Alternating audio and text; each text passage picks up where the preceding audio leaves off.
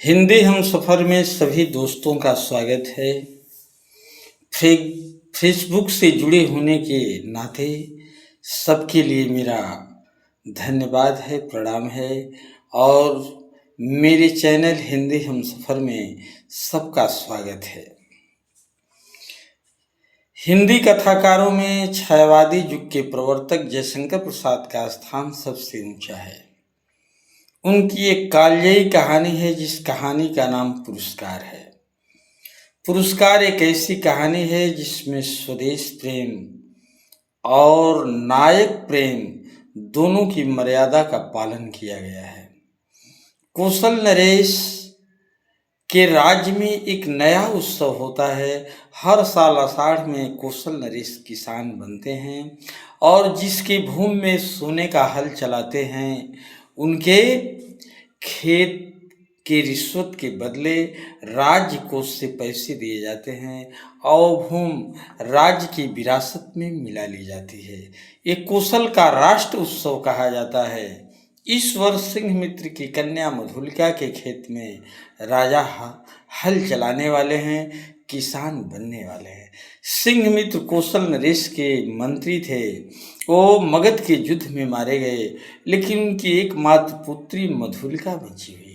इस उत्सव को देखने के लिए मगध का राजकुमार अरुण छिप करके आया है कि हम कौशल का उत्सव देखें।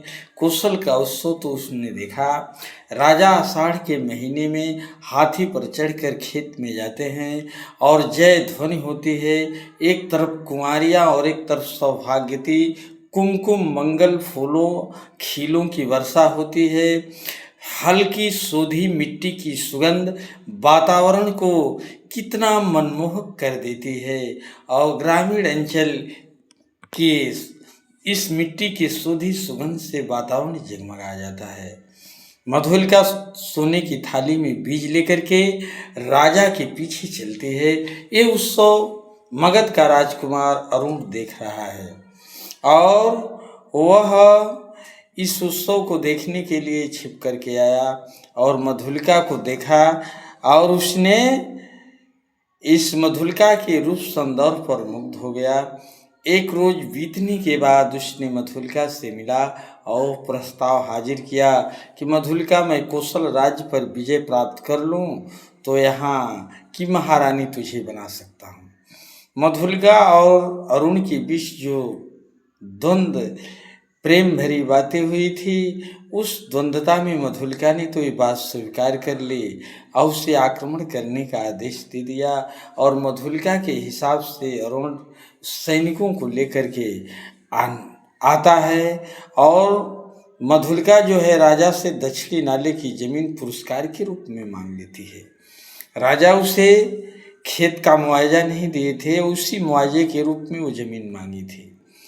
इधर अरुण जो है अपने 100 सैनिकों के साथ उस जंगली भूमि में छिप गया, लेकिन रात के अंधकार में जब वो आक्रमण करने वाला था तभी मधुलिका के दिमाग में सिंहमित्र की कन्या होने का एक आह्वान जगता है और कहती है कि मैं तो गलत कार्य किया। मेरे पिता जो है मगध से कौशल की रक्षा किए थे और मैं जो है इस कौशल को मगध के हाथ में देने जा रहा हूँ।